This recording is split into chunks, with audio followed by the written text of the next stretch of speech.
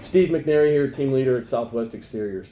None of us would argue that 2020 has been a pretty chaotic year. We're in the middle of a pandemic plus an emotionally charged political season. I want to let you know that we're going to be participating in the Golden Rule 2020 pledge here at Southwest. The Golden Rule says, do unto others as you would have them do unto you. It's a principle held by many, but I think we would all admit it's often easier said than done, especially in the middle of what's going on this year. And our Southwest Exteriors team represents many different walks of life, different faiths, different cultures, different political parties, but we strive as a team every day to create a culture both for our teammates and our clients that is filled with dignity and respect, love and excellence. That's why we've taken the Golden Rule 2020 pledge to extend this same attitude towards others during this political season, whether we agree with them or not. You may have grown tired of the rhetoric in politics and public life, so I want to encourage you to be part of the change.